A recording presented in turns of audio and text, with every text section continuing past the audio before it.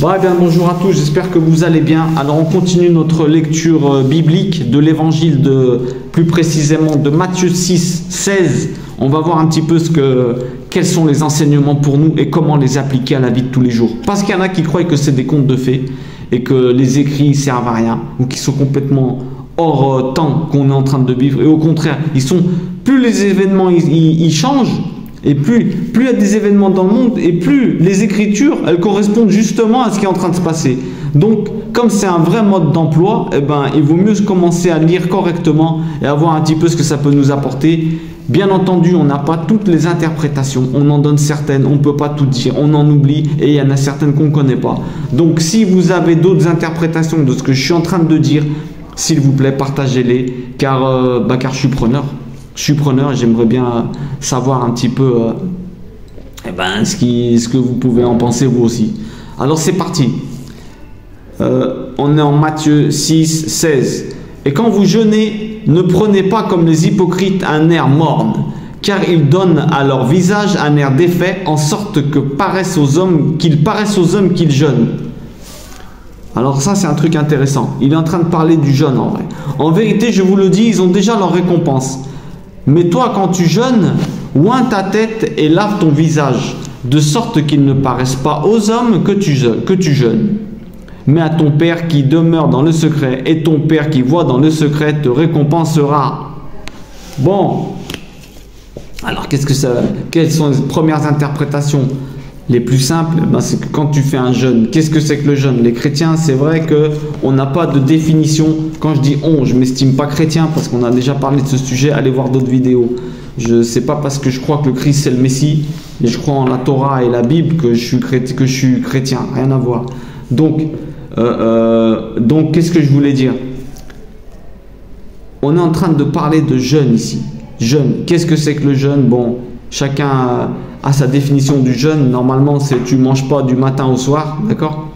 Mais tu manges pas, tu bois pas. Après, bon, il faut faire attention par rapport à l'état de santé, toutes ces histoires. Bref, quelqu'un qui entame un jeûne, ça peut être un jeûne de l'esprit aussi. Je fais un jeûne de gros mots. Je fais un jeûne de... Il y a plusieurs façons de jeûner. Il n'y a pas qu'alimentaire. Mais bon, alimentaire, c'est vrai que quand tu arrives à faire des jeûnes alimentaires, après, tu arrives mieux à contrôler tous tes démons, comme on dit. Celui qui arrive à jeûner au niveau alimentaire et à manger avec discipline, pas se goinfrer, se retenir, de la manière dont tu te comportes à table, elle définit beaucoup sur toi. Pourquoi? Parce qu'une personne qui arrive à contrôler la manière dont elle s'alimente, elle arrivera à contrôler toutes les autres addictions qu'elle a beaucoup plus facilement. Pourquoi? Parce que l'alimentation, c'est à la fois un moyen de vivre, c'est un moyen de subsistance et un plaisir. Donc des fois, on fait passer le plaisir avant la subsistance et c'est là où on rentre dans des problèmes. Et on arrive à se nourrir. Comme disait Maïmonide, l'homme mange et meurt de ce qu'il mange en vérité.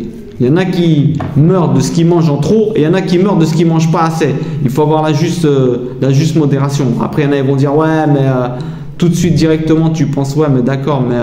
s'il y en a qui meurent de faim, c'est pas normal, alors que Dieu pourrait les nourrir. » Mais on sait très bien que la pauvreté dans le monde, elle ne vient pas de Dieu, parce que l'économie de Dieu, elle est incroyable. Un pommier, ça donne 500 kilos de pommes, et dans une pomme, il y a 5 graines minimum. Donc imagine-toi l'économie de Dieu. Mais c'est un problème. C'est pas un problème de manque, la pauvreté, c'est un problème de redistribution. Dieu il donne à ceux qui en ont en trop, c'est ce qui manque aux autres pour vivre. Bref, c'est le manque de fraternité qui crée la pauvreté. On ferme la parenthèse. Cette histoire de jeûne, elle est intéressante. Pourquoi? Parce qu'il faut que vous fassiez bien attention. Moi, je sais que je viens d'enseignements religieux d'église. Et on a tendance, ils ont tendance, et nous, après, on a tendance à avoir ça imprégné nous, à l'intérieur de nous, dans notre âme, à faire des jeûnes et à faire des choses que Dieu ne nous demande pas, en délaissant des choses que Dieu nous demande. Tu veux faire un bon jeûne, moi je vais te dire, le meilleur jeûne que tu peux faire, bon alimentaire et tout, c'est vrai que c'est pas mal, mais il y en a, ils font des jeûnes bizarres. Le meilleur jeûne que tu peux faire, tu sais c'est lequel? Le meilleur jeûne c'est l'étude. Dis-toi, mon jeûne à moi, mon carême, mon jeûne c'est d'étudier un chapitre biblique par jour. Voilà, pendant un an. Ça, c'est du jeûne. Dieu ne te demandera jamais un jeûne qui ne te sert à rien. C'est impossible. Il va te servir à toi à progresser dans ta vie.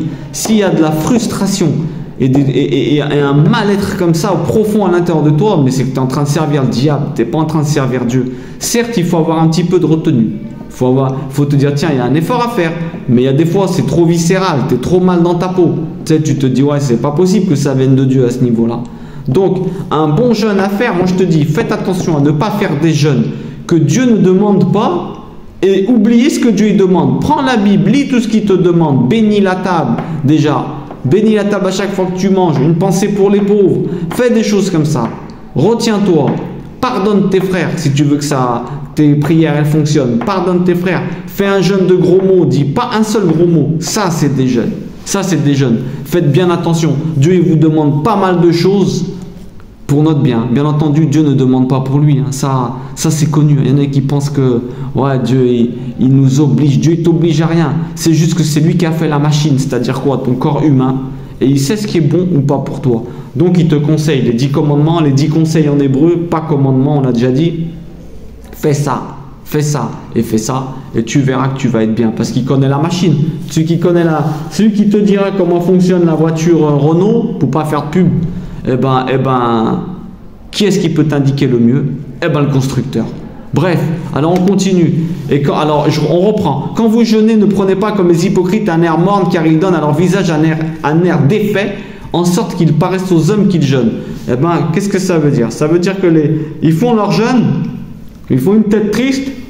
Ils le disent à tout le monde. Ouais, je suis en train de jeûner, aujourd'hui je mange pas, je fais un jeûne, je fais ça. Et ça les rend plus tristes. Normalement, un jeûne, ça te rend plus heureux. Écoutez cette histoire-là. Un jeûne, ça te fait te rapprocher de Dieu de plus en plus. Et tu n'auras pas une tête défaite. Pourquoi? Parce qu'on n'a pas le droit de faire du souci à des gens. Donc, s'ils te voient avec une tête défaite, tu leur fais se faire du souci. Tu n'as pas le droit, tu dois avoir une tête heureuse parce que ça se peut être le seul sourire que la personne elle va voir. Donc toi tu jeûnes pour Dieu et tu massacres ses enfants. Dieu ce qu'il te demande en premier, écoute bien, c'est de t'occuper du jardin d'Éden. C'est-à-dire, la seule chose qu'il demandait à l'homme, c'était de s'occuper du jardin d'Éden. Le jardin d'Éden, ça peut être toi, la terre, d'accord, toi, et les autres. Son jardin autour de lui, les autres autour de toi. Donc alors, si tu prends un air défait, laisse tomber. Recommence à manger ce que tu veux, fais-toi un croissant, fais-toi un casse-croûte, fais ce que tu veux. Mais dehors, essaye d'avoir un maximum de sourire et de joie. Ça, c'est important. Sinon, laisse tomber ton jeûne de côté. Tu dis des gros mots, tu es quelqu'un qui est acide et aigre avec les autres. Tu fais le miskin, le pauvre. Tu fais celui qu'on veut qu'on ait pitié de toi. Laisse tomber. C'est le diable qui te fait faire ça. Cela dit, il dit, en vérité, je vous dis, ils ont déjà leur récompense. Qu'est-ce que ça veut dire, ils ont déjà leur récompense? Ça veut dire que Dieu, il est juste. Il te donnera quand même quelque chose. Même si tu jeûnes en faisant le macabre et le pitié, tu fais le chien battu, Dieu, il te donnera ta récompense. Qu'est-ce que ce sera ta récompense? Déjà, ce sera devant les hommes. Les hommes, ils diront, regarde, ce mec-là, c'est un mec bien. C'est un mec bien, ce mec-là, regarde ce qu'il fait, il jeûne et tout. Tu auras ta gloire. Dieu, il est juste. Même avec ceux qui font n'importe quoi, des injustes, quand ils font une bonne action, Dieu, il leur rétribue. Mais toi, quand tu jeûnes, oins ta tête et lave ton visage. Tu as vu? Oins ta tête, mets-toi de l'huile. Heureux, l'huile, la joie. Et lave ton visage. Sois beau à voir. Fais pas avec le sourire. C'est exactement ce qu'il est en train de dire. En sorte qu'il ne paraisse pas aux hommes que tu jeûnes. Tu as vu ça un peu? Et surtout, en sorte qu'il ne paraisse pas aux hommes que le jeûne, c'est quelque chose de délicat à faire. Qui se disent, waouh, j'ai envie de faire comme lui, là, regarde ça, il est bien dans sa peau. D'ailleurs, quand tu fais des jeûnes, par exemple, tu dis pendant une semaine, je ne mange pas pendant la journée. Et au bout d'un moment, tu te sens super bien. Tu te sens super bien. C'est un truc qu'il faut expérimenter. Ça, je ne peux pas vous le dire. Et attention, au niveau de la santé, il y en a qui ne peuvent pas le faire. Mais autrement, quand tu jeûnes, tu te sens super bien quand ton ventre il est vide. T'as vu? Mais bon, bref. Alors, quand tu jeûnes, que ça ne se voit pas aux hommes, mais ton Père qui demeure dans le secret, et ton Père qui voit dans le secret te récompensera. Exactement. Parce qu'il y a des choses qui sont que entre toi et Dieu. Il y a des choses que tu dois faire. Dieu il t'inspire des choses dans ta tête, des missions et des commandements et des choses à faire qui sont que entre toi et Dieu. Les plus grands jeûnes, c'est-à-dire les plus grands sacrifices de toi, hein, tu te donnes. Hein? Et ben qu'est-ce que c'est pour qui? Et ben c'est entre toi et Dieu. Tiens, je me tais, je ferme ma bouche, je réponds pas à cette réponse. J'ai la réponse qui tue, mais je me tais. Ça c'est bon, ça c'est entre toi et Dieu. Là c'est impossible, écoutez bien, hein. C'est impossible que tu n'aies pas de récompense. Et note-la sur ton frigo celle-là. Si toi tu fais quelque chose, un sacrifice, tu te dis tiens, ma mère ou mon fils, je me retiens de lui dire là, de l'insulter, il m'a dit un truc, j'ai envie de surenchérir. Si tu te retiens, c'est Dieu qui fait justice. Il te donne 1000 fois plus. Tu es en train de jeûner, personne ne le sait, tu fais ça en secret, tu vas sentir une force en toi. Et ça t'aide à avoir une relation spéciale avec Dieu. Petit à petit, tu t'attaches à lui. Vous avez vos petits secrets, toi et lui. Et qui est-ce qui ont leurs petits secrets? C'est les amoureux en général. Et donc, tu veux gagner en amour pour Dieu, aie des petits secrets entre toi et lui, des petits secrets qui améliorent le monde et qui améliorent ta vie. Ça, c'est vraiment le meilleur jeûne que tu peux faire. Dans le secret, avec la joie, que personne voit que tu es en train de jeûner, justement, qu'ils ne se disent pas pourquoi, parce que ton but c'est de rendre les gens heureux. Alors s'ils te voient avec une tête tu vas rendre heureux qui? Au contraire, tu vas leur procurer du souci et ils vont se dire mais qu'est-ce que c'est que cette croyance qu'il a lui? Tu vas les éloigner de Dieu, qui est de loin ton plus grand péché. Alors fais bien attention.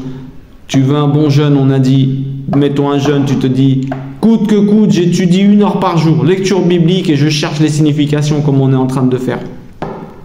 On pousse l'étude. Voilà des bons jeûnes, d'accord? Et n'oublie pas d'avoir des petits secrets avec Dieu. Ça c'est bon ça.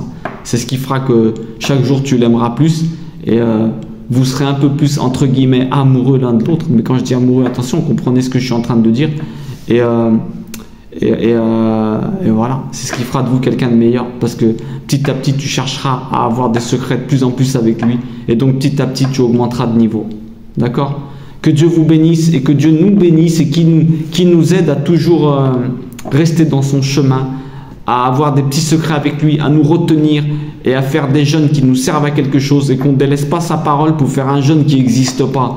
Tu as vu un truc qu'on n'a jamais entendu, ni dans la Bible, ni nulle part, et toi tu fais des jeûnes bizarres qui te frustrent et qui font que tu passes complètement à côté du projet du jeûne qui est rendre de toi quelqu'un de meilleur et aider les autres et être meilleur envers les autres, améliorer le monde.